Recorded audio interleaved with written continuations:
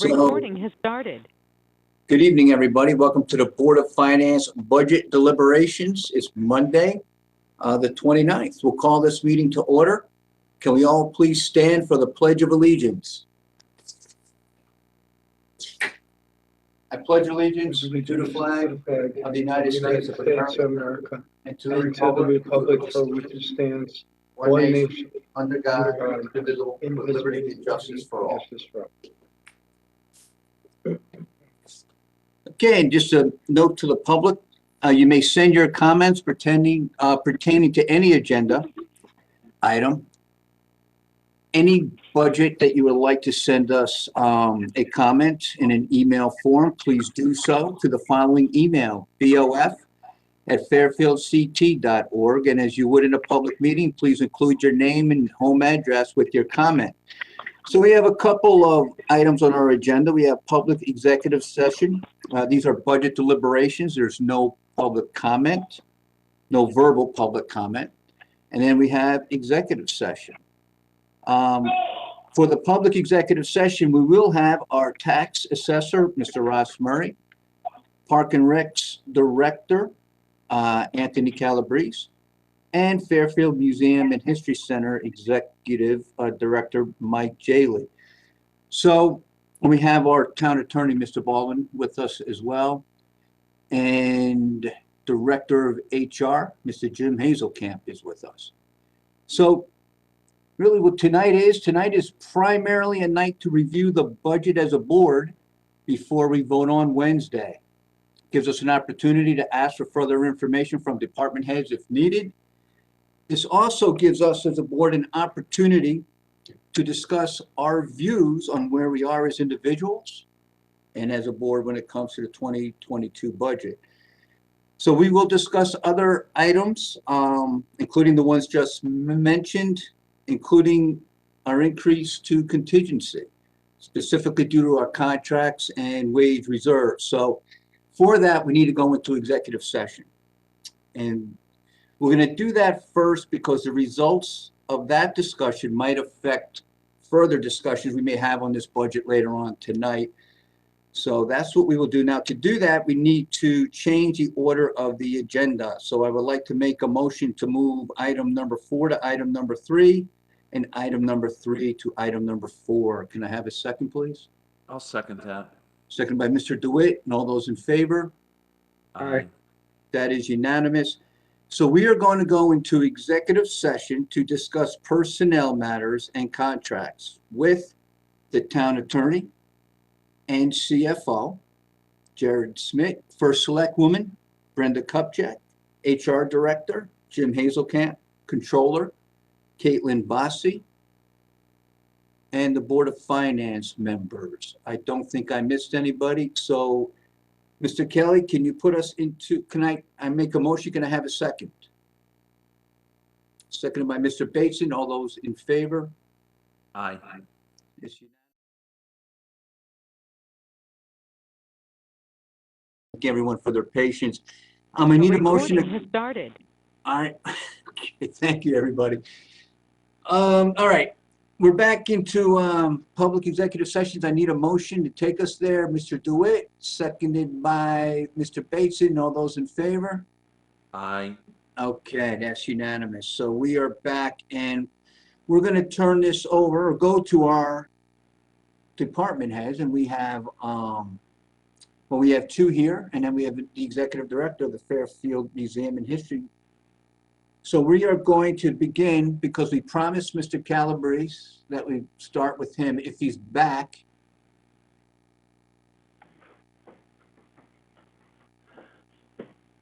Hold on, I'll text him real quick.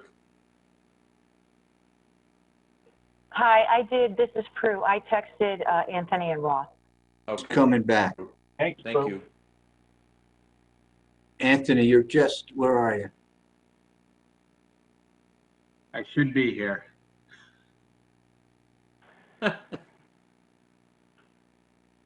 Anthony, when we tell you we're going to come on first, we lie a lot. So sorry about that. Are you here? All right, Anthony, you're with us? I'm here. Okay, I just don't see you, but it's good enough. We can, oh, there you are. All right, welcome. Okay, we kept our word, Mr. Calabrese. I'm going to start with you, and you signed up for this tonight, so you can't blame us for being here at 10 and 9. But No, we're glad to see you again. So Yeah. tell us what we can do for you. Okay, so we've had a couple developments in our budget, and I just wanted to bring this issue forth so maybe you guys would be able to adjust our budget accordingly. Our golf commission has been looking to add 20 additional golf carts to our inventory. As some of you may be aware, we do run out of carts fairly regularly at our golf course. Primarily this happened during COVID. Obviously we're still in COVID, but it continues to happen. Anytime we have an outside tournament, we are forced to rent carts because we don't have enough carts in our fleet. So the additional 20 carts that the golf commission would like to lease would bring our fleet up to, for lack of a better term, or fleet fun, and bring it up to par. The cost of those carts is about $60,000 for each year, and we're looking for a 2-year lease. These carts would time out at the same time as our current lease with our other 60 carts. So I was hoping that you guys could look at increasing our expense line in H. Smith Richardson, line 53310, rental and storage, from $117,000 up to $177,000. But we would also update the revenue line for that corresponding revenue, 42473 cart rentals in Smith Richardson, from the $385,000 to $445,000, which would then make this request budget neutral.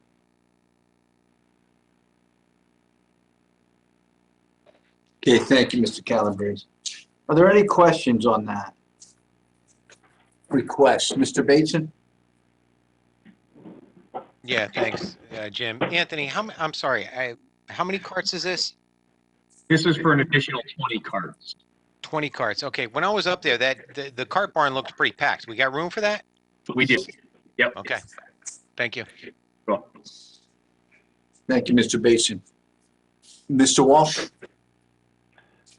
Good evening, Anthony. Thanks for waiting around for us. These extra carts, I mean, I know with the new facility up there, you're hoping to get more tournaments. Will this help with those tournaments, being able to, because most of the tournaments, they want to have carts. Correct. That's the way those tournaments work. Yeah, this gives us the ability to provide those carts without renting them for an additional fee. Have them right on site. Okay. All right. That's all I got for right now. Okay, thank you, Mr. Walsh. Ms. Marmion? Thanks. This seems reasonable given that you expect to drive additional revenue for the town, but just because I truly don't know about carts, we lease the carts, we do not buy them. That's just standard, and that's more cost effective for us. It's more cost effective just due to really repairs or anything that goes wrong with them. We just call the rep, they come and they service them, and they're all pretty much under warranty rather than owning them where we're on the hook for the cost. All right, and is that kind of standard across golf courses? Is that typically what is done? Yep, that's the standard practice. Okay. All right, thanks very much. Cool. Thank you, Ms. Marmion. Any further questions on this item? Anything else for Anthony? Mr. Calabrese? I'm seeing none right now. Mr. Calabrese, thank you very much. Have a good rest of the night. Thank you. Okay, we have, again, the Executive Director of the Fairfield Museum and History Center, Mr. Mike Jehler. Mr. Jehler, thank you for being here. Now, this budget is on page 118.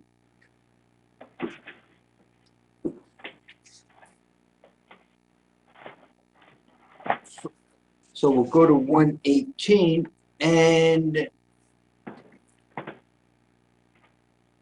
okay, the reason we asked you to come here tonight, Mr. Jehler, is that you requested, and the first select woman granted a $10,000 increase over past years.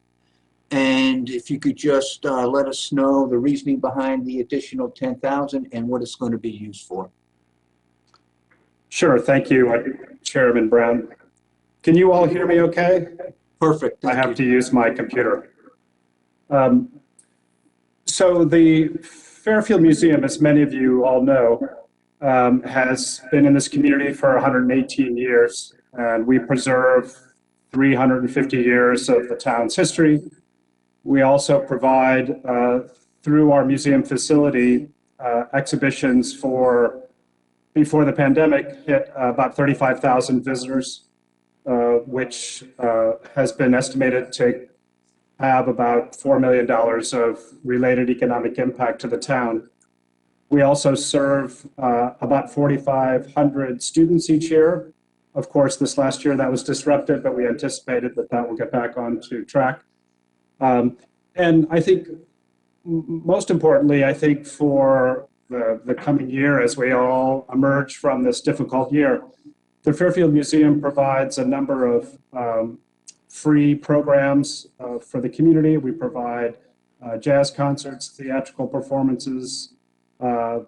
We organize at our expense Memorial Day picnic, Halloween on the Green, and a whole range of free community events.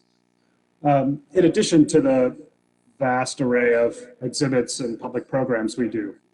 So in short, our funding from the town provides a small but very important amount of money that we use to leverage greater financial contributions from private donors that help pay for all this. That funding has not increased over the past 10 years, since 2011. And while our programs have expanded exponentially over that time. So in conversations with the first Selectwoman, we felt that this greater investment would allow us to continue to expand our free services to the community and do our part as a community center and an economic engine for Fairfield. I'm getting all sorts of echo when I talk, probably on my computer, so forgive me if I'm feeling halted. No, you're coming in fine, actually. Okay, it's just through my headphone. Okay, thank you for your explanation. Are there any questions? Mr. Walsh. Thank you for being here, Mr. Jehler. I appreciate it. Sure, Jim. Question, I read the write-up that you wrote, and you said that you needed the additional money because of from the previous year that will help significantly increase the museum recover from the economic downturn and allow you to better leverage your $750,000 in private contributions. So is this a one-year increase for what you're looking for? So to just help you get through this year, this coming year, as we all pull out of the pandemic and everyone gets vaccines and whatever, or is your thought that you're going to be seeking this every year now? Well, obviously every budget year is different. I think this year, particularly, this additional funding will help us considerably. We lost an estimated $225,000 last year during the pandemic, so every little bit helps. I think it's our, commitment to the town to continue to expand the services that we provide, to make as many as possible free. And so our hope is that this additional investment by the town will prove beneficial, that in subsequent years we'll be able to make a strong case for perhaps continuing it. But I think we understand that every year is a new year in the budget process. All right. Anything else? I'm sorry if I interrupted you. No, that's okay. I'm thrown off by the echoey that I get in my ear, so forgive me. Sorry about that. I should have used the telephone. In regards to your operations, have you been open throughout the pandemic, and are you open now? We are currently open now. We did close by order of the town early March of last year, and we reopened sometime in July. I believe it was about July 20th. So we opened in a very limited basis based on the town's allowance and state guidelines. We are seeing a gradual increase in visitation, although visitation remains at about 75% of below what it was in 2019. So we have been open since July. Okay, and you're not expecting to see any Fairfield Public School children there this year, correct? Not this calendar year. And what I did note in my budget message is we've been very grateful to be able to go out and raise private funding, about $20,000 worth, to create a really wonderful state-of-the-art online learning platform that will be offered this spring free to Fairfield students that will not only help replace the field trips that we provide to about 3,000 Fairfield students in the spring, but it will provide a growing platform for education in years coming. So while this pandemic has been a big hit for us, we've been very busy trying to kind of build our depth of virtual resources that will provide support in social studies and civics to Fairfield schools for years to come. Okay. And I presume you filed for like PPP loans and all that stuff. Yes. And I presume that your expenses have been lower. I mean, maybe you've paid all your staff. I don't know, but I presume you've paid your staff. But have your costs, you've been able to keep some of your costs lower because of the pandemic and not having people in to the museum for great periods somewhat. of time? Okay. We did furlough some staff. We're at a skeleton staff right now. It's our hope, and we've been meeting with my board to begin to rehire later this year. We are really a sort of a skeleton crew right now. So we're managing our costs as tightly as possible.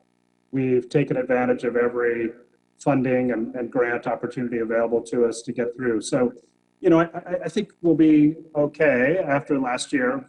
Losing $225,000 out of our budget is kind of a big hit. But I think that we're fortunate that we have a very enthusiastic and supportive community. Obviously, our ability to raise the amount of private support that we are every year is an indication of that. And as I've mentioned in my budget message, you know, this amount of investment by the town every year gives me an amazingly important tool to be able to go to private donors and to say, look, the town of Fairfield values what we give, what we provide to this community.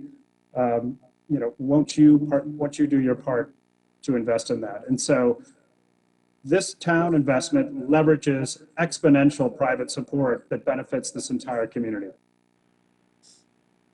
Yeah, and I understand that, Mr. Jehler, because you're not the only one of the nonprofits that has mentioned the same thing. Even some of the new ones that have come. And the first I think they're copying my messages. Is that they, you know, people want to see that, you know, for you to privately fundraise, that your town supports you. And so I do understand that because we've heard it repeatedly from the likes of Operation Hope and the Pilot House and others. So I do understand it's kind of a running theme throughout. All right, but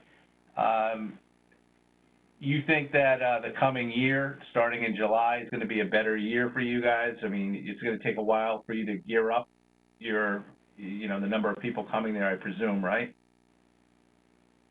We hope so. You know, we're continuing to have exhibition openings. We have one coming up in April that we're going to be doing the opening virtual, but my board is feeling comfortable that we're going to start to have public fundraising events starting in September. We are going to be providing theatrical performances in June and July, and Jazz Fridays again in August outside. So we're ramping up as much as possible and doing it as safely as we possible for our community. All right, we've a number of us have asked like different, you know, anyone from Pequot to others about endowments you might have. Do you guys have an endowment? Yes, we do. Okay, and how much, like, percentage-wise do you draw off of that on a yearly basis? We draw about 4.5%. Okay. Which is, you know, right. we feel is a sustainable amount. Yeah, yeah. And how large is your endowment? It's about $9 million. Okay, that's pretty good. Okay, I think I don't have any more questions. I appreciate all the information you've been able to supply, and I wish you the best in the coming year in trying to get over this pandemic. Thank you. Thank you, Jim. I appreciate it. Okay, thank you. Any further questions?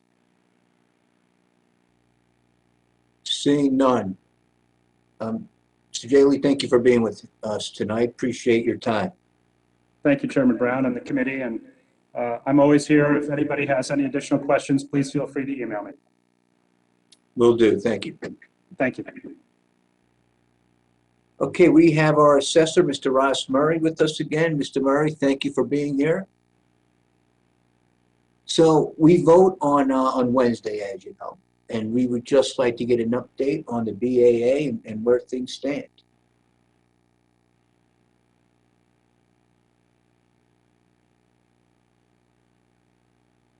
I'm sorry, Ross, you're on mute.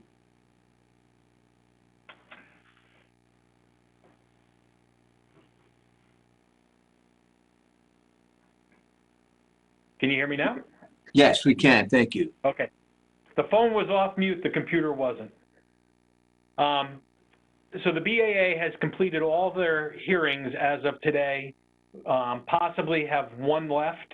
There was a no-show today that might reschedule, but that will be by the 31st. So that's 638 hearings that they completed this month.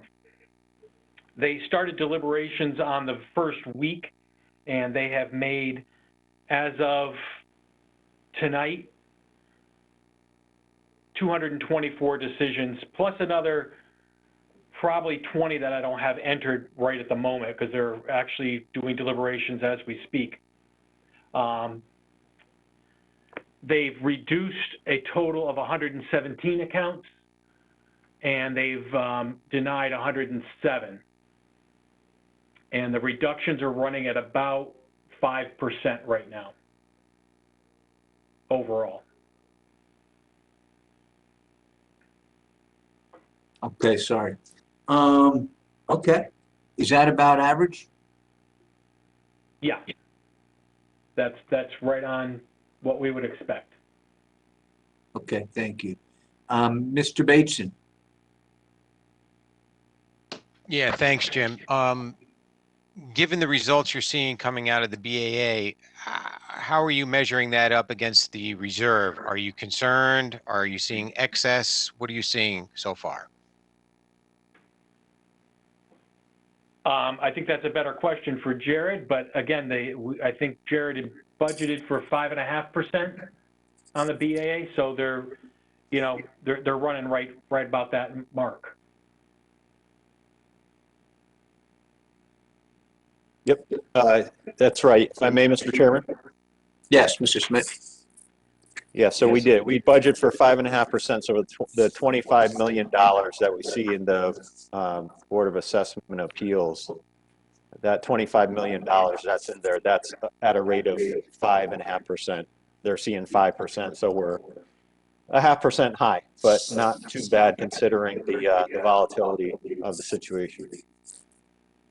Okay, and that's considering we only have results on a third of the appeals, correct? That's correct. Okay, thank you. Thank you, Mr. Bateson. Further questions for Mr. Ross? Or for Mr. Murray, sorry, for Mr. Ross Murray. This is what happens towards the last of our meetings on this budget. Mr. Walsh? All right, Mr. Ross Murray. Question. Does the BAA have any idea what we budget for? Do they understand that we're budgeted for 5.5? No, I don't think they look for that number. Okay. Okay, I just want to make sure, they shouldn't probably know the number if they, I just want to, so, I don't think we should be telling them that they got to bring it in for our budgeted amount. So is I guess where I'm going. So I just want to make sure that's not the case. No, Okay. I would say they operate pretty independent of that. They're, for the most part, I would say they're looking to get a correct value on the property, which is what their charge is. Okay. And I might have missed this when you spoke earlier. When do you anticipate, or when do they anticipate this going through? Like, when will the Board of Finance know what the results are? They got a ways to go. They have requested an extension through May 15th, and that can be granted by our first selectwoman at her discretion. Okay. All right. But we're not going to have a problem for our board getting the numbers so we can set the mill rate and stuff like that, correct? Well, depending on when you set the mill rate, they may or may not be completed. Well, it's impossible to set the mill rate unless we know what the number is. It's Right. literally impossible. I understand. So, what date do you set the mill rate? Is it middle of May, correct? I think it's towards the end of May. I believe it's the It's like May 6th. 2nd. May It's 6th? early in May. Okay, then that's going to be a problem. It is scheduled, just want to confirm, it is scheduled for May 6th. Ms. Kupchak, you want to chime in here? Go ahead. Yes, thank you, Mr. Chairman. I just want to acknowledge that I did receive a request from the Board of Assessment Appeal Chairman for an extension till May 15th. I'm working with the town attorney and the assessor. I am taking this into consideration regarding your mill rate meeting and your need to have that information. So I will reach out to you to talk to you a little bit more about this tomorrow, Mr. Brown, to make sure we're all in line with one another. I don't want to interfere with what you need to do. Okay, thank you, Ms. Kupchak. Want to go to Mr. Baldwin, Mr. Walsh, before we come back to you? Yes, please. All right, Mr. Baldwin? Well, I just want to add to that regardless of when they finish their deliberations, that all property owners still have 60 days after they receive notice of the decision in which to apply or appeal to the Superior Court. So no matter what you do, you're not going to know the full set of appeals going to the Superior Court, so it's all still a matter of contingency in that sense. So regardless of when they finish their deliberations and make their decisions, nobody in town will know the number of appeals to the Superior Court that follows. So you're still going to have to account for that. Thank you, Mr. Baldwin. Mr. Walsh? And I understand that, Mr. Baldwin. Thank you for that. And that's definitely, there's always that contingency of what happens to the ones in court. But if we learn that the number has gone up and that the direction has gone where instead of 5% reduction, you're telling us before we vote that it's 10%. That's going to go into our calculation on what the mill rate's going to be. So that's kind of why we got it. We just got to get best information. And I understand that anybody can appeal. Every single one of the 600 and some odd people can appeal. And we might not know, but we just try to work on best information is what we've done in the past. And, and see how it's tracking. And then the other part becomes, and I'm sure you guys all know this, and Kupchak, I'm sure you know this, is I think you need to talk to your tax collector about when the latest he can get out tax bills at a reasonable time, because that's kind of the push and pull here. Like, we may be able to change our meeting date from May 6th to another date to give the BAA more time to do the proper work that they need to do. But what starts becoming the push and pull on this is usually we are hearing from the tax collector, I've got to get the bills out and the information to whoever that billing company we use by this day. And there's like a drop dead day. So that they get to the taxpayer and get to all the escrow companies in time for them to make their payment on July 1st. So, maybe you can get more information over the next coming weeks, and that can go into your decision process on what, you guys all have to work on. I don't think we need an answer tonight, but these are just pressures we all are facing, including the BAA that's got a lot of work to do because they got so many appeals to hear. So I hear that pressure as well. So I'm not telling them to rush their job. I'm just saying that, you know, we're all going to have to coordinate this as we go through the process. We may need to be flexible with our date, but we need to know the outside date when you need an answer on the mill rate. Okay, so that's a good point, Mr. Walsh. I mean, last year we were flexible with COVID, right? We moved dates around, so. Yep. So if we was to drop dead date, I guess, for the tax collector, if we could know that date, we could kind of work backwards from there. And Ms. Kupchak, it sounds like you haven't made a decision yet, so we need to hear from you first, actually. Okay. Thank you Yes, very much. absolutely. Right. Thank you, Mr. Walsh. Any further questions for Mr. Murray? No, thanks for the update, Ross.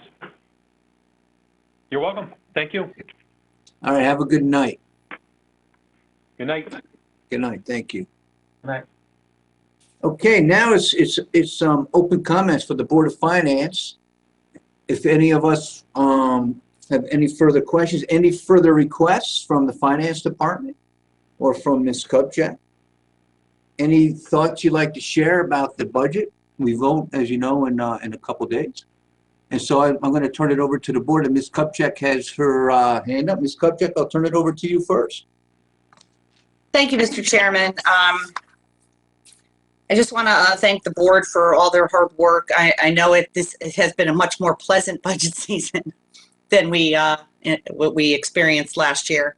Obviously, we're going through a very difficult time, and I was new in this position, and so it's been a pleasure to work with you, Mr. Chairman, and members of the board to put together a budget that reflects the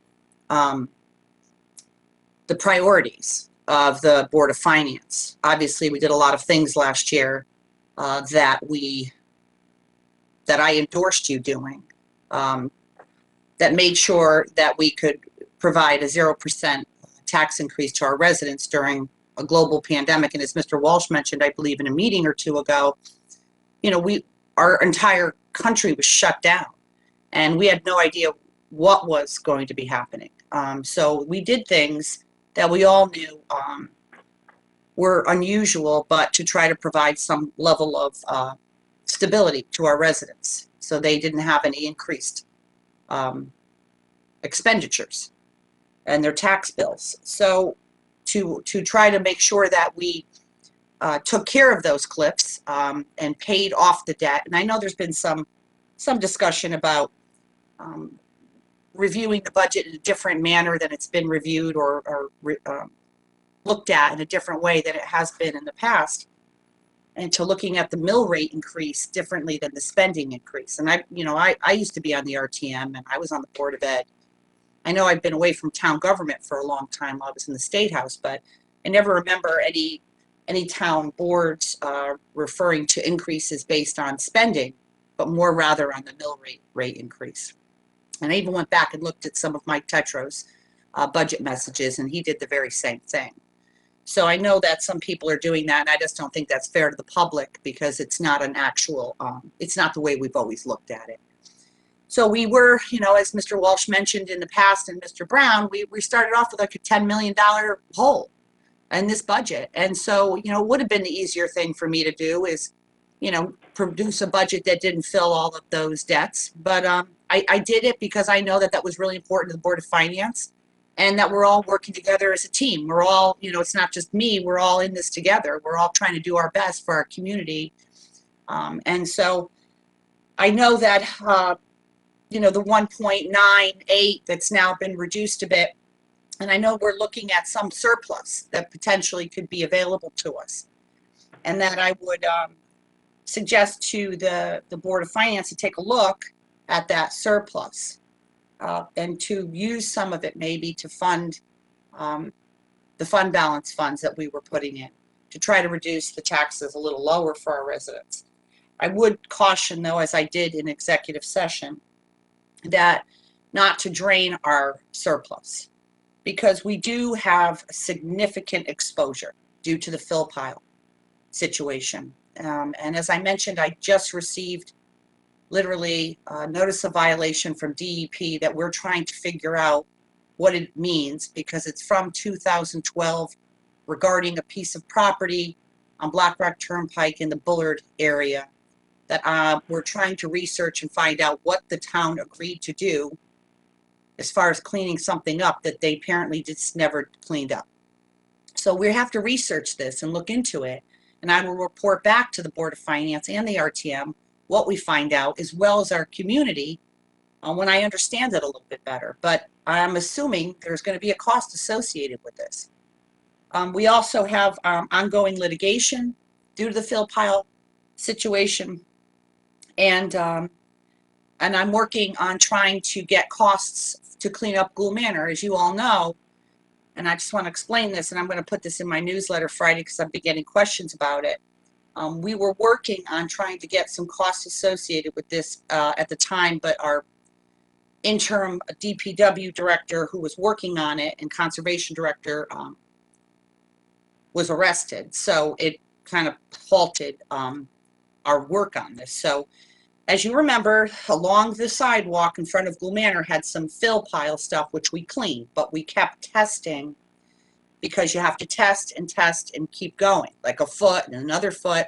And every time we tested, we were finding historic levels, you know, not fill piles created stuff, but arsenic that's just naturally occurring in soil that was above the residential level. And that's when we put the fences up around Gould Manor, which unfortunately kept getting torn down by the public or snow removal and plows and things. I asked the DPW director to have them go out there a couple weeks ago to put in a much firmer, stronger fence around there. And he did, and I think it raised some questions for the community. But to my point is that that's still an ongoing issue. We're working, I met with Sands today, and we are going to, he's going to reach out to Department of Public Health, because this is not a deep issue, this is a Department of Public Health issue. And so we are going to try, we're working with them, and we're going to have to come up with a plan to clean that park. And frankly, it's not going to be cheap. I just know it isn't. So I just want to caution the board to not to look to drain our surplus, because we do have some significant issues facing us. So that's all I wanted to say. And again, I want to thank all of you for all your hard work this year. I know you dedicate so much time to our town and in your positions. It's volunteer, and you know, I do appreciate it. And I know our town doesn't probably give you enough recognition for the hard work that you do, not just during meetings, but all the extra time, the reading of all the information, the phone calls, the reviewing, checking in with our finance department, going through all this stuff, understanding it better, talking to me. So I just wanted to thank you all very much, and I'll turn it back over to you, Mr. Chairman. Thank you, Ms. Kupchak. Thank you for your comments. So what I'm hearing you say, and it's been a topic of discussion with our board, as you know, over the past few weeks, is the fund balance, the contribution to surplus, amongst other costs and cliffs that we've incurred based on decisions last year, which were the correct decisions given the circumstances. We had no idea where this country, much less this state, was heading towards with COVID. It just began when we were handed the budget book. So we made our decisions. I know I stand by them. I think this board stands by them. A year goes by fast, though, and here we are. So with the contribution or surplus, it's in the book for $2.2 million. It's in the budget book. We have an estimated increase in our fund balance as of March 25th of $3.2 million. And so it gives us options, is what it does. It gives us options on when to, this coming year, this coming budget year, when to recognize the surplus. We know, I don't want to speak, you know, for the fund balance committee, but they presented to us. We have a policy of do no harm. We don't want to go below 11%. We don't want to put a AAA credit rating in jeopardy, at least That's that was the recommendation from the majority of the fund balance committee. But considering the fact we have this 3.28 million in surplus for this year, it does gives us an opportunity to possibly lower the tax burden on the taxpayer and still meet our obligations to the contribution to surplus. And I think it's a valid point and one that we as a board should consider. So I'm going to turn these comments over to the board, other members of the board, and I'll start with you, Mr. Mottola.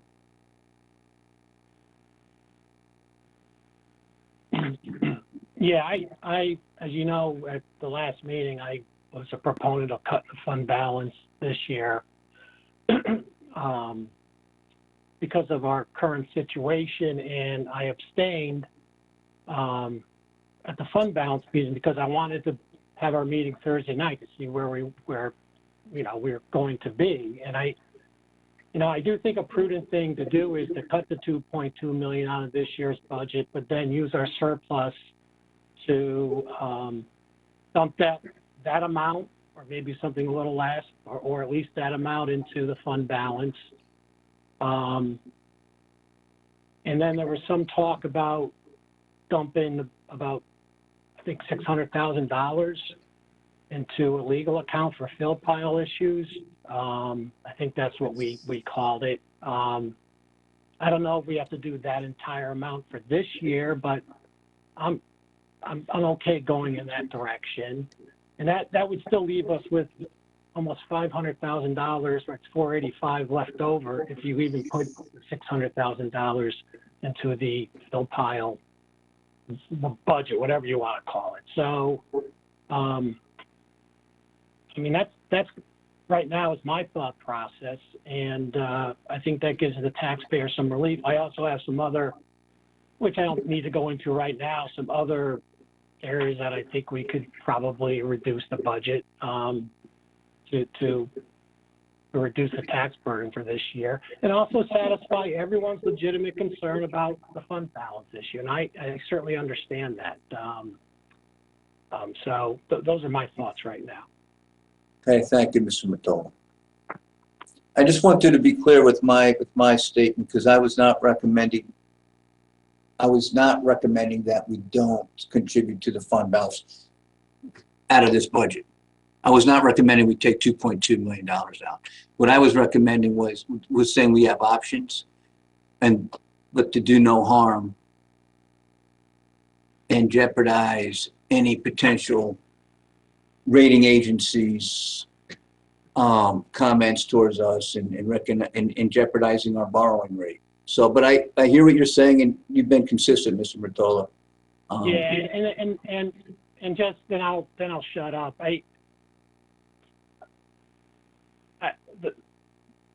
What I got from the meeting the other night was, if we pass this budget as is and didn't contribute to the fund balance, our AAA credit rating would not be in jeopardy. We'd still be at 10.5% range.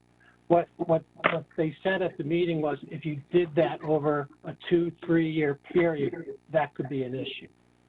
So, but I hear what everyone's saying, and I appreciate the importance of the fund balance. I think doing what I said or suggested is a way to satisfy everybody here.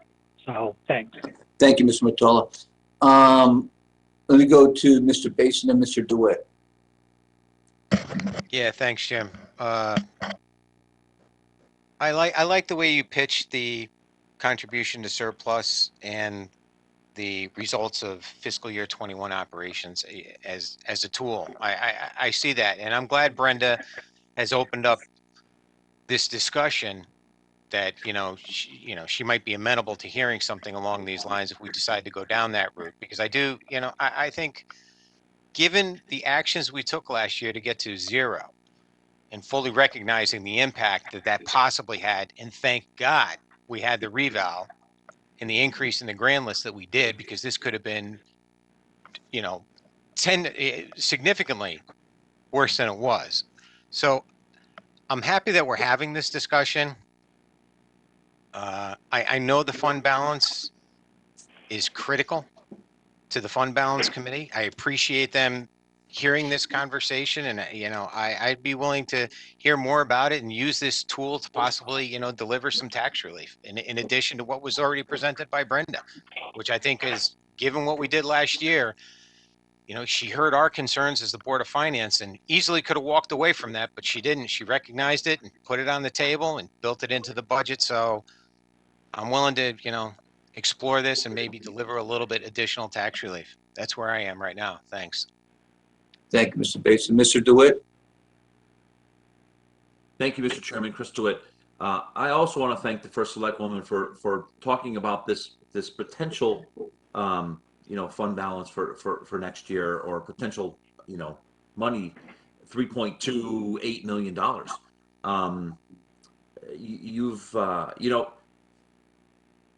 I stated this on Saturday's meeting. I think I've stated it in one of these meetings. I thought this budget did what it needed to do. It put us right at 2%. It funded all our cliffs. Great stuff, right? Now I think we're in a position after hearing all this data and working with the finance department and working with you and the Board of Selectmen, and I think there's a little potential there. Especially on fund balance, I don't feel like I can support the total removal of the fund balance. Yeah, I'm spitballing here. I mean, maybe half or in that neighborhood, right? Because the other night when I heard the fund balance committee, I did a little back of the envelope math, and I think if we have it, we're still very close to that 11%. And I think that's where we want to be. I hear you, Mr. Mottola, that going to 10.5% might not send up signals that our AAA rating should go away, but I like that 11%, and I would encourage the fund balance committee next year to maybe we talk about what those real numbers should be instead of having, I think it was 7.5 to 11, Mr. Walsh. Maybe we make it 10 to 15. I don't know what it is, but there's room there. So I do think there's still movement in the budget. I appreciate the First Select Woman for offering it up to us, because in previous years we haven't had that luxury or that conversation. So thank you. Thank you, Mr. Dewitt. Mr. Testani? Thank you, Mr. Chair. I just wanted to echo sort of a lot of the comments that Mr. DeWitt and Mr. Bateson said, and if Mr. Walsh doesn't mind my stealing his thunder from the other night, he used the word courage that the First Selectman used in this budget, and I can't imagine a better word than that for filling the dreaded word cliffs that we decided might send us, some of us, into a nervous twitch if we continue to use the word cliff, but we had them. And as Mr. Walsh so eloquently pointed out that night, that that was one of the things that was resolved in this budget by the First Select Woman, by the Finance Department. I think we as a town have been very blessed to have the leadership that the town has, whether it's Ms. Kupchak, our new CFO, we not just a pandemic, but we've also been referring to a fill pile that was in dire need, and we've had to reconcile as a Board of Finance some serious dollars. So in terms of those pieces of the budget, we certainly had to take all that into consideration in our budget deliberations, and at the same time figure out, through the Fund Balance Committee, which Mr. Walsh heads, that we should be around that 11%. I sort of agree with Mr. DeWitt in terms of keeping it sort of like where it is, especially after what Mr. Walsh presented the other day. So I just personally want to thank Ms. Kupchak for her leadership, for her newsletters, for getting the town through a pandemic and through a fill pile crisis that, in addition to the fill pile itself, also had town employees being unfortunately arrested in having to be replaced relatively quickly. So again, I think it's a testament to we as a town having some good fortune and having some blessings. And I just want to thank her and the other town leadership for that piece of it, and say that I'll be supporting, some of our ideas we've been talking about in terms of creating a more efficient, for lack of a better budget, as far as, the total tax implications for residents. And I think that's our charge as a board. But again, I want to thank her, the other town leaders, and look forward to finalizing the budget Wednesday night. Thank you. Thank you, Mr. Testani. Ms. Leclerc.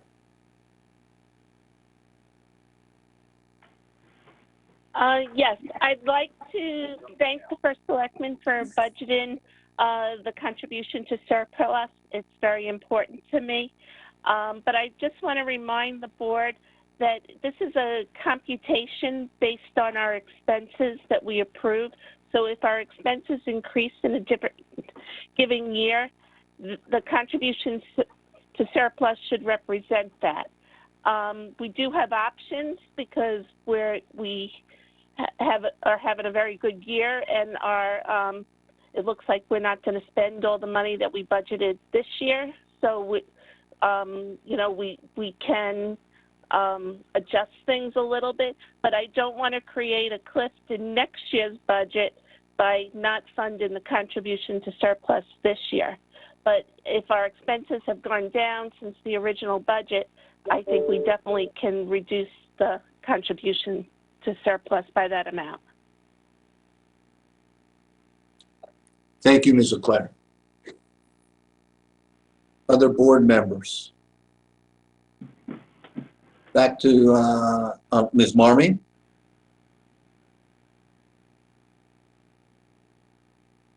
Yeah, I'll just weigh in. I think we're fortunate to have a surplus this year, and I think we should use it first of all, I think we should cut our contribution to the fund balance, and then I think we should use some of our surplus to put into the fund balance. I think that will help us reduce the tax increase for the taxpayer, and that's what I'm most concerned about. I think we have options here, and we should use them. Thank you. Thank you, Ms. Marmee. Mr. Matoli, you had your hand up again? Did I see you, John? You're still on mute. Sorry about that. I'm assuming that the 2.2 million contribution to surplus in the budget keeps us at 11%, right? It's a do no harm. Yes, it's really probably about 11.04%, which is where we're at. 11.04. We're actually over our policy at 11.04%. Just so we're all clear about it. Since we all want to follow our policy, then we should follow our policy. But that's a side note. But so what I'm not getting from, and maybe you don't want to discuss this tonight, what do you want to do with our surplus of $3.2 million? You're going to have, even if you put 2.2 in, you're going to have 600,000 plus. You're going to have a lot of money left over. So maybe the discussion is, what does this board want to do with all that surplus? I know there was a suggestion that some of it go into the Phil Pyle legal fund, and that's okay. But if we have a surplus we don't do anything with the money, it's going to go into the fund balance anyway, right? That's where it goes every year. Right. So are members of this board suggesting that we put more than $2.2 million into the fund balance out of our surplus? Is that what I'm hearing? I'm gonna turn over to Mr. Walsh, but before I do, I don't think that's what you're hearing. I think what you're hearing is a do no harm, and I can speak for myself. Is I agree with that. But I also agree, because we have the surplus, that we have our options from this year, and that it's possible to lower the tax burden and still meet that policy of do no harm. That's what Yeah, I'm and I saying. agree with you. We can do no harm by putting $2.2 million out of the surplus into the fund balance and still have a substantial amount of surplus left to do those other things that were suggested the other night and give the taxpayer some relief. That's all I'm saying. I think what we're going to be discussing, and I think it's a good one, is where do we feel comfortable on that line? Yeah. Right. Okay. I hear you. Thank you. And because there are uncertainties out there, and we heard some of them. How much, we don't know. I grant you that. And if there's uncertainties and you need money, that goes into your fund balance. That's where you can put those things. We have a fund balance, people, that other towns have used the fund balance because of the pandemic over the last year. I think Greenwich did. I believe Westport did. And I just don't know when, as a board, we're ever going to. Do we have to have a tidal wave that wipes out the town before we ever take a little bit out of the fund balance? That's the struggle I'm having here. Okay. I have an answer, but sorry. No, I know, Sorry. but do you know where I'm coming? That's where I'm coming from. And I think my suggestion gets us to where a lot of individuals on this board want to go. And we can do no harm and still give the taxpayer some relief from this upcoming budget. That's all. So thank you. All right. Thank you, Mr. Mottola. With that said, I'm going to turn it over to Mr. Walsh. All right. It was nice hearing from all of you, and John, I definitely understand your points of view. And yes, there is a decent fund balance that we just learned of. But I will, and Ms. Marmee, I heard what you said as well. But there is still over a quarter left that we don't know what's going to happen. And this year alone, from one quarter to the next, we saw that fund balance number move by $1 million. And Ms. Bossy was clear that this is it's just an estimate based on where she thought we were. So I'm not looking to spend that whole surplus because I don't really know where it's going to go. I don't know what's going to happen. I don't know where we're going to be after the third quarter, because by the time all the things go through accounts payable, and we really know that's like almost May. And then we don't figure out the fourth quarter, and they can't get us final numbers until September. So I don't think any of us should be looking at that we should be trying to maximize the spending of some estimated surplus. It was a best guess on March 25th, a guess. We're trying to get as much information, but certainly not talking to every department head and asking them what all their variances were. That would have taken days to figure out. But knowing that there's definitely, I love the way the number's going. I hope it continues to get larger. It'd be great. And that's what I'm praying for. But as we sit here today and wanting to use some to get some tax relief, and knowing what we're trying to do and trying to keep the fund balance to me where it is, you know, I've tried to look at this because, you know, okay, we're at 11%.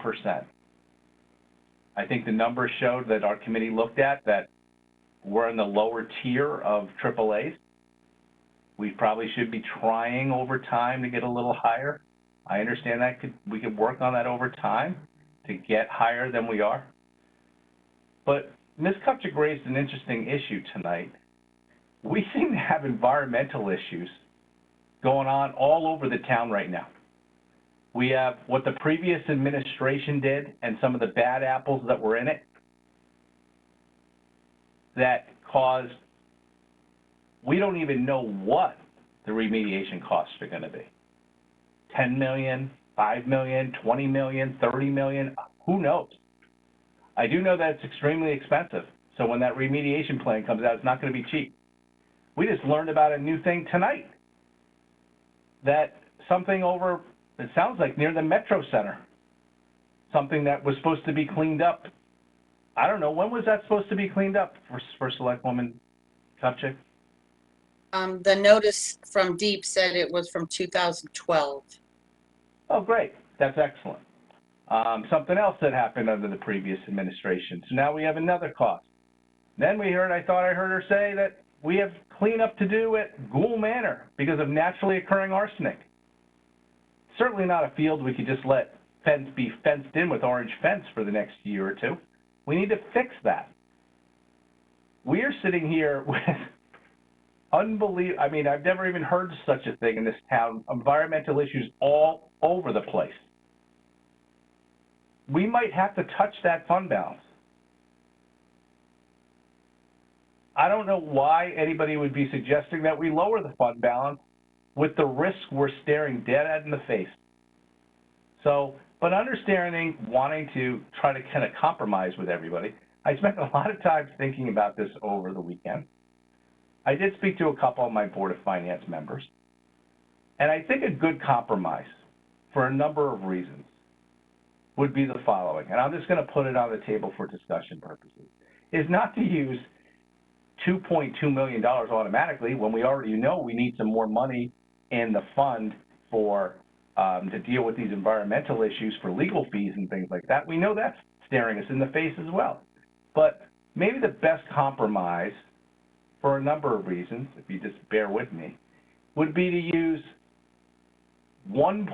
presume, and we'd have to take a motion. I would want a motion if we were ever going to do something like this or some version of this, that some sense of the body, that the first, say, take $1.2 million, reduce it from the budget for contribution to surplus. So from 2.2, reduce it so we keep $1 million in there. Still, when you look at an estimated level of what surplus could be on March 25th, still leaves a healthy amount in there for some problems that could happen or deterioration in that surplus amount over the next quarter plus. Now, that would be a healthy reduction in that number and would kind of get us to what a normal number had been beforehand, before the pandemic. The other ability is that it leaves $1 million in the budget for surplus, which is a normal amount and will not create a cliff. If you take the full $2.2 million out, I know you're all smart out there. You know what you're doing by reducing the contribution to surplus by $2.2 million. You're creating yourself a large cliff for next year. Basically, another tax increase next year. I have seen this budget, the more I study it, and the more we get rid of cliffs, and I do thank the First Select Woman for fully funding various budgets, even though it was a tough year. But I don't want to hear this word cliff. I feel like a rock climber. I keep coming upon cliffs. And really what I'd like to do is use this year to kind of catch up on some stuff, fill in the cliffs, so that we can all of us get back to normal budgeting next year. So I think by reducing it by 1.2, saying we're going to take a sense of the body, saying the first $1.2 million of surplus, we're going to use to fund, no matter what else we decide to do, we're going to fund the fund balance with 1.2. That'll keep us at 11%. There's our do no harm. But keep $1 million in, so that when next year's budget comes up, we're not sitting here fighting a cliff of $1 million or plus next year, trying to find fresh money for that. That seems to be the most financially stable thing that we can do. So to me, my line in the sand that I came to finally yesterday was $1.2 million reduction would be the most I would do because it maintained, because I don't want a cliff next year. And if we use the $1.2 million of surplus, it keeps it at 11%. So we're doing our do no harm. We're using some of the surplus for the first 1.2, whatever's left, whatever it becomes, and keeping it at 11% our fund balance. And with many environmental nightmares to deal with going forward. So that's where I am. I appreciate everyone to think about it. I think it's a good compromise for our board between using a full 2.2 or versus keeping $1 million in the budget. But to me, that's a line in the sand for me. I just want everybody to know, you know, you could talk me into, you'd be able to talk me into not using 1.2 and keeping more in the budget. I'm not going below that $1 million mark because I'm not creating a cliff for next year. Thank you.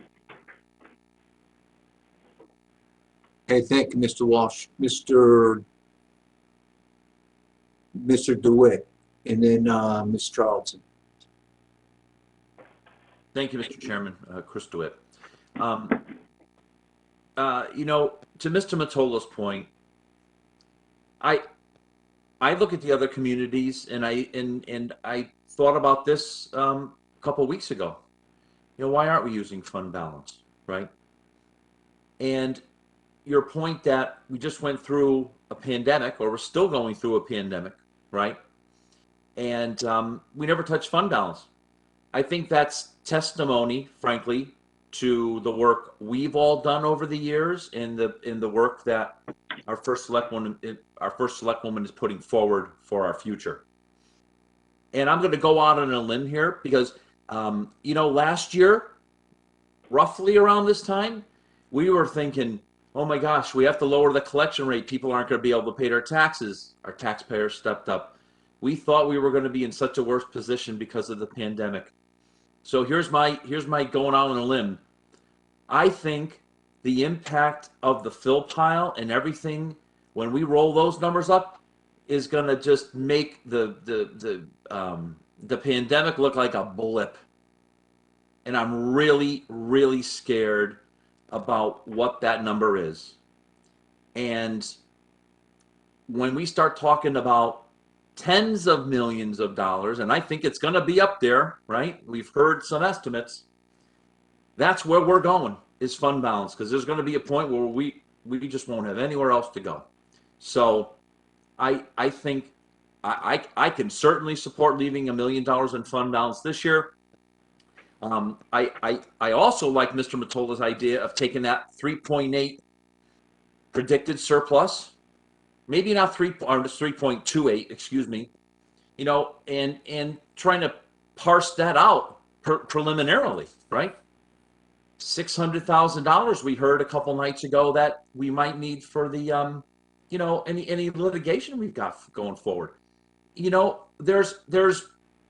I think it's a good thing for us to parse that number out, but I don't want to gut the fund balance, and I don't think taking $2 million out this year is going to gut it either. But I think holding it right at 11%, as Mr. Walsh portrays it, is the prudent thing to do for us this year in the position that we're all in this year.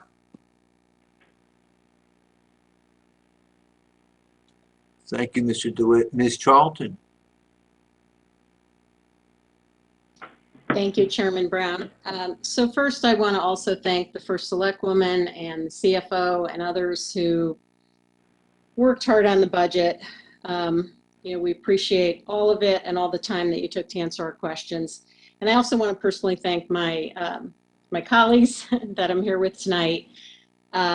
Listen, there's some things that we will disagree on, and we may disagree fiercely on some of these things, but I truly respect everyone's point of view. I know all of us have passionate views on this, and I know that each of us is trying to get to a place that we think is fair to our taxpayers, and that's fiscally responsible for the town. No one's trying to do anything different than that. And I know that's where we're all coming from. So the disagreements, some of them are there, and it's okay. But I think that these are really disagreements that are made in good faith. So I'll say that. The one thing, I do want to make a couple points. We're talking a lot about cliffs from last year. And let me just say this, we're really not debating most of these cliffs, right? I don't want to conflate a lot of things. I don't think there's anybody on my Zoom screen here that's not talking about fully funding post-retirement healthcare or everything else. Like, there is no debate on that at all. So we don't need to talk about long-term liabilities or anything like that. I think the only thing that we've really debated is fund balance. So I do just want to make that clear. and not conflate this with all those other holes, which there's universal agreement we have to deal with. Where I came on this budget, and I've stated this before, is about the increase in taxes for residents. And I am going to disagree on the point about the mill rate, because the mill rate is not meaningful this year because we had a reval that increased assessments on existing homeowners substantially. And what matters to homeowners is what they pay, right? That's what I mean. If my taxes go up by $3,000 a year, I don't care if the mill rate is 25 or 20 or 15. What I care about is that I'm going to be paying an extra $250 a month. That's what I care about. And for taxpayers in this town, that big mill rate increase is mostly another tax on them. It is not, as it has been in prior years, I'm sorry, not the mill rate increase, the tax increase. In prior years, you know, when we had an increase in the grand list, it was because of new growth and new taxpayers to pay taxes. This year, that is largely not what it is. It's just increased taxes on everybody who got an increased assessment. And that's why, you know, many of us have talked about spending because it's the only thing you can really look at. You know, the mill rate is not comparable. And so I really feel like I have to make that point because there are some areas of this town, including some solidly middle-class neighborhoods that have had very significant increases in assessments. And so overall, all this matters. And so that's where I've been coming from on this. In terms of some of the things we've been talking about, I agree with many of my colleagues here on a lot of these things. On the point of fund balance, I'll just say this. You know, I do not believe we should fund the $2.2 million. And I understand Mr. Walsh's point about cliff for next year, but listen, we are filling a lot of holes this year, and we are increasing taxes substantially by doing that. And I don't think there's anything wrong with a little bit of a glide path to undo what we did in the past. You know, let's look at a 2-year increase, and it's still high. I mean, if we were at a 2-year increase of 5% and that was 2.5% a year, or 4% and that was 2% a year, I'd be okay with that. But we're still pretty high. So that's kind of where I'm coming from. I don't see a scenario where we're going to use our fund balance in the foreseeable future because we're talking about increasing it. Those two things are compatible.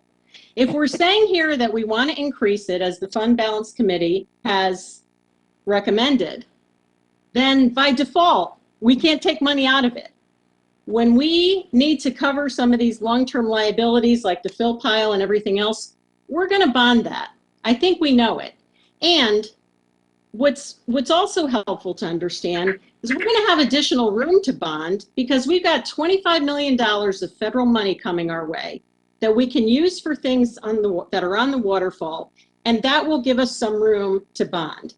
I don't think for a minute that we are going to drain our fund balance below what's been recommended to pay for these liabilities. I think we're going to end up bonding for those because we're going to want to keep our fund balance intact, and that's the right thing to do. So I'm just going to say that. You know, and that to me is pretty important because this increase in my view is just way too high. You know, there are some other things. I think again, given if I start from the standpoint where I do that we've got a really high increase this year, it's not a year to be super conservative on, you know, leaving in additional cushions or et cetera. I mean, there are years to do that. You know, there are years next year, if we have a true increase in our grand list where we do have new money and we have the ability to do some of these things, we can do that. I don't think this year is the year to do that. So that's my perspective. I think we have to default to being sensitive to what's happening with taxpayers this year because we have, from what I understand, a fair amount of,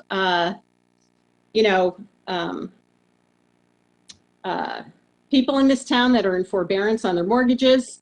we have people still struggling, and we need to be sensitive to that. That's my bottom line. The other thing I'll just say on the fund balance is, I know my colleagues understand this, but all this business about the AAA rating, listen, fund balance, we all know it. It's one element. Rating agencies, all a AAA rating means is that nobody believes Fairfield's going to default on their debt. And in looking at that, factors that are looked at include the wealth of our community, what our tax collection rate is, how how aggressively do we bond, and do we have room in terms of bonding levels? What are our budgeting practices, et cetera. So there's a whole variety of things. Fund balance is just one. And, I think Mr. Mottola said it well. One year of not putting money in fund balance, particularly when many surrounding communities took out of fund balance, there's just, nobody can seriously say that's going to affect our credit rating, our AAA credit rating. It's not. And I think we've actually been told that by our experts who spoke to us. So listen, that's where I am. Again, I know we have some differences here, but I do think we have to get to a place that's reasonable for taxpayers. I don't think we're there with the proposed budget. I know we're talking about some cuts here that I agree with. And, I think that we have to get there in order for me to support this budget. I think that's it. Thank you. Okay, thank you, Ms. Earl. Mr. Walsh. Well, I mean, Mr. Earl, I listened to you, and I disagree on a couple of things. Number one, you continually make it seem as though everyone's taxes are going up in this town, no matter what happens with this mill rate, because they're not, and you know that. We already heard from the assessor. 1/3 of the people are actually going to be going down in taxes. 1/3 of the people are going to be staying the same except for whatever happens with the mill rate. And then 1/3 of the people, like you and I, yes, we live in the beach area, and for some reason, I don't fully understand it, over the last 5 years, everyone wants to live in our neighborhood, and the prices have skyrocketed. And yes, you and I are going to have to pay more money. But you know what? Our property, we also had the benefit of our prices skyrocketing. So that value that we got is a hell of a lot higher than the taxes we'll pay because of that. If you have the choice, you're a finance person, you would take the increase in value, even if you have to pay some more taxes. Yes, there has been more forbearances because the federal government has said you don't get in trouble for doing forbearances. You basically get a free loan. You don't have to pay you don't have to make your payments. It can't affect your credit. You get complete forbearance for free, and some people have chosen to do that for whatever reason. I've known people who've done it just so that they don't have to pay the money, can take it and invest in the stock market, which has been skyrocketing. They're like, why not? So there's all sorts of different reasons, but I don't think you're stating it correctly that everyone's going to have an increase, because they're not. I also don't think that you've been very big with this whole 6.3%, this whole 6.3% expense increase, which you and I have been responsible for. You said tonight, you know all the cliffs. The only cliff you don't want to pay for is fund balance. But you're willing to fill in every other cliff, those cliffs that we created. So you're willing to fill all those in, which is a lot of the $10 million of cliffs of the $18 million of expense increase. I presume on the other part, the non-con $10 million, so this year's increases of $8 million, salary increases with the new Board of Ed contract, salary increases to every union in town that has a contract, electric increases, everything, healthcare, whatever. I'm sure you don't want to not fund that. So we're all part of the $18 million. You might make an argument that you want to reduce the $18 million, and I'm willing to hear where you want to cut from. If you want to cut from the $10 million, other than fund balance, tell me. I might be willing to join you in that. You know, I don't think that we could cut the cliff we created with the reduction in debt service, unless we want to default on the bonds. I don't think you want to, I don't think you want to cut the cliff we created in the education area, $2.5 million. So I just don't know where it all goes, but, you know, we're all part of this whole thing, and, you know, but we got to be honest. We got to be intellectually honest with ourselves on where we're going. And if we're going to fund these cliffs, and you don't want to do the one, I hear that, then tell me which ones you want to cut. I don't know what else to say about it. It's like... All right, thank you, Mr. Walsh. I'll go back to Ms. Charlton. And Yeah, I would like to respond because, you know, respectfully, don't question my motivations. This does not have to do with my personal taxes, number one. Number two, okay, the beach area, by the way, is not all wealthy people. There are plenty of middle-class neighborhoods in the beach area, A. B, other parts of this town, including Greenfield Hill and Southport and others, have had very high assessments, well in excess of their values. So by raising this budget the way we are, they're getting less of a decrease than they should get. This impacts everybody. It's not that everybody's going to get a big increase. Some of the town will, and not just the beach area, Tungus Hill, other areas. Some may stay relatively flat, some may go down, but everybody's going up more than they would have if we had a budget that was lower. I mean, that's just obvious, number one. You know, the reason I have talked about the tax levy of this it was started out at 6.49% is for two reasons. One, the mill rate's not comparable, and two, we have not gotten an answer of what that grand list increase is. I did ask that question of the tax assessor. What is the true growth in there?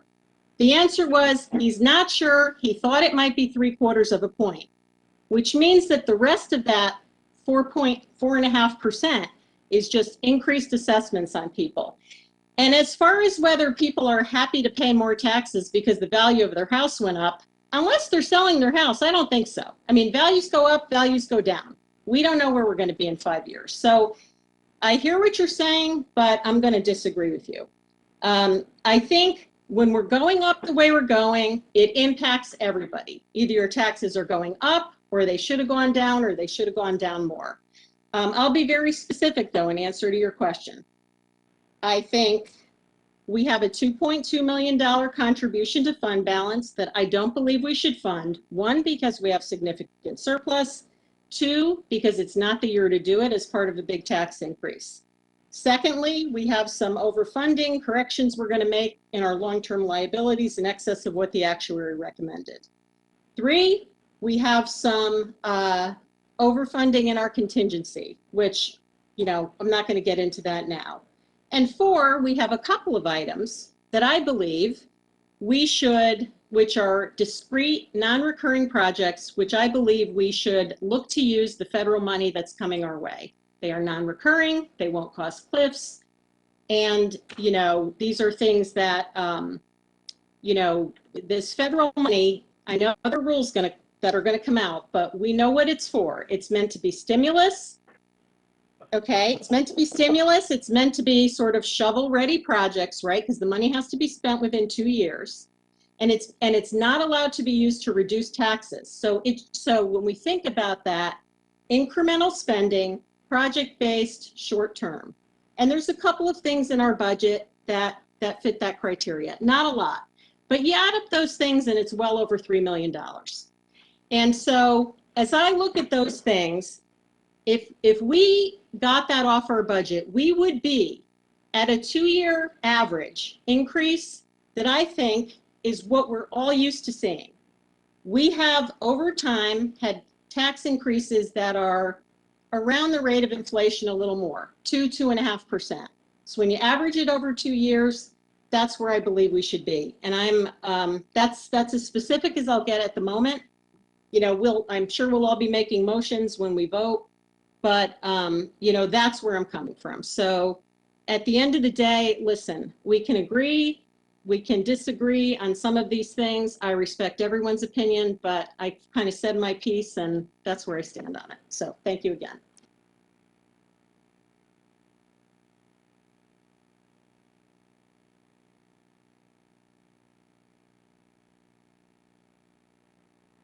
You're on mute, Mr. Brown.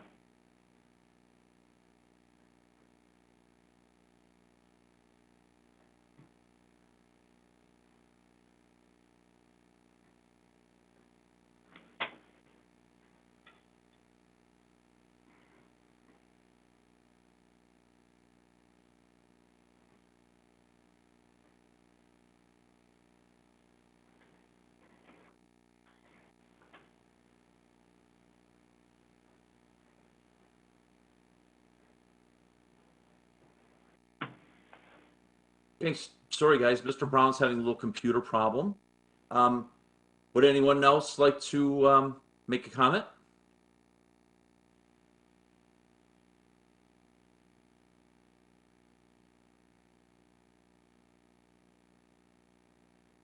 I don't see any hands. I will say, I think the answer lies somewhere between Mr. Walsh and Ms. Charlton.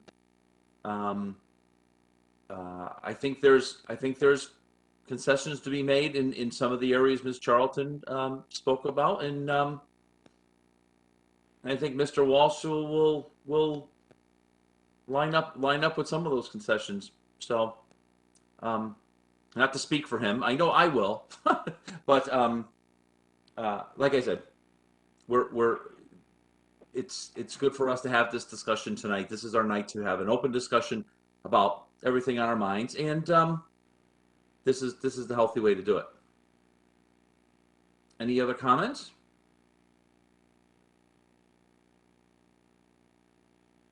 Mary. Oh, sorry, Ms. Leclerc.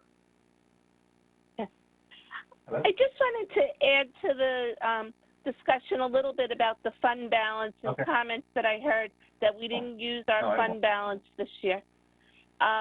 And we did use it. It actually showed us that we're properly funded, that we have a healthy fund balance because we had the cash flow to support our town when we had extra expenses this year because of the pandemic, and when tax payments didn't have to be made on a timely manner. People got more time to make their tax payments. We were able to still keep the town running and pay our bills without borrowing money.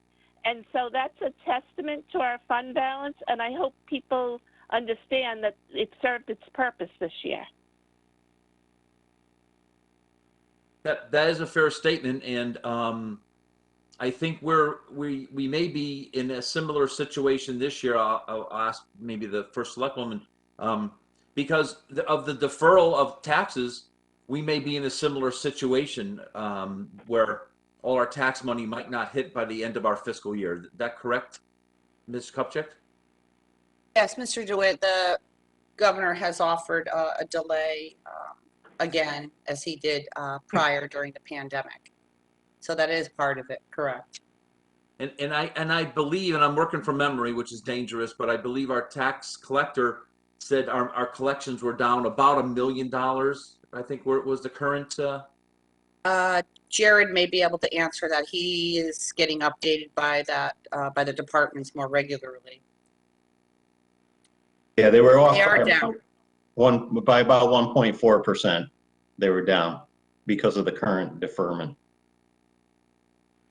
1.4%. So that's, boy, now you're really asking me to do math. I thought the number was around the million. Yeah, I mean, because we're middle of the year, it's hard to say where it's going to end up. Right. And it's a deferral, so. Right. But Ms. Leclerc, that's a fair statement, right? A lot of people talk about fund balance and they call it a slush fund, which I think is totally inaccurate, right? It's not that at all. And it is literally in this last fiscal year the reason that we did have a bridge past the the governor's extension. Nothing, not that there was anything wrong with extending everyone's ability to pay taxes, but it did act as that bridge. So that's a very good point. Thank you. Chris, I think it might be also important for the board to consider some the comment regarding we should be bonding some of these fill pile expenses. You know, I know that the board has said, and I've learned a lot coming to all of your meetings over the past year and a half, that you don't really feel comfortable bonding things. You have a very specific sort of criteria. And I think the fund balance actually, just based on everything I've learned over the last year or so, is a appropriate fund to use in a situation like the fill pile expenses. It could be potentially. That would be a discussion for the board to have more freely, but I think that's a big discussion, because bonding things to clean up a mess, I'm not sure, you know, again, I think that's something that the board's going to have to consider, but I wouldn't automatically assume that you would all agree that bonding, whatever costs that may be associated, and we know they won't be small, is the appropriate thing to do. I think that's a discussion for your board to have. So I don't think that's I think that's a great point as well, Ms. Kupchak. And I thought there was a discussion about anything that we believe might be reimbursable, not reimbursable. I'm not in the form of like a government reimbursing us, but through lawsuit reimbursement. I thought there was a restriction for us bonding, but I see Mr. Brown is back. Let me hand it back over to him. Thank you, Mr. Dewitt. That was bad timing, but sorry about hanging up on you so quickly. No, my computer froze, just completely froze. But I'm kind of proud of myself that I was able to get back on somehow without having to call one of my daughters. So, okay, we're back. Mr. Dewitt, I heard you. Mary, is Mary still here? Mary made her comment. Did anyone else have an additional comment? Okay. Mary, you're all set, Mr. Leclerc, with your comment? Okay. All right, so where do we stand? I'm not sure. We voted in a couple of days. I could tell you I made really my feelings known on Saturday on where I was with these cliffs, and I agree. I hope next year, this is the last, after Wednesday, we're done with the word cliff, and we're moving on to normal budget year. We have this budget figured out, and that we pass this budget on to the RTM in a bipartisan fashion. We'll see if we can get there. You know, I'm not 100% sure, but I know that we'll work towards that, right, together. You know, I take a look at the mill rate right now, and I know there's discussions on what the tax expenses and the tax increase versus the mill rate, and understand the point of view. However, in the 12 years I've been on this board, the focus has been on the mill rate, even with a reval year. And I think we can get that lower based on the discussion tonight on the fund balance, based on maybe possibly other items that are at our disposal, including the ADAC, right? Because we know, I don't want to call it overfunded, but I know the Board of Selectmen, for good reason, added funds, additional funds over the recommended ADAC from the actuary. And we've done that before, but that is something we can take a look at. And I'm sure there's other items in this budget that we can discuss and see if we can come to an agreement on and get the increase to a level that we're all comfortable with. But I do want to compliment the First Selectwoman for the budget that she proposed. I thanked her on Saturday for the consideration of funding these liabilities, which, by the way, are done through contracts, right? That we don't vote on, but we have to fund. And we have to ensure that we meet our obligations with them. And all of our boards have done that. And fund balance is part of that in a sense where we have to ensure that we have the reserves we need to cover future expenses, even uncertain ones, right? Especially the uncertain ones. And I agree that Caitlin, Ms. Bassi is pretty certain about the 3.2, but it is only March. And I just want to point something out on the 3.2, because it's really not 3.2, because 600 of it is from this transportation savings, private transportation. But we know that 600 is going to come right out from our legal obligations because of the fill pile. Maybe not all this year. That is something I think we have to discuss. So I think with that said, we can make a motion to adjourn. I don't have anything else to say on this budget.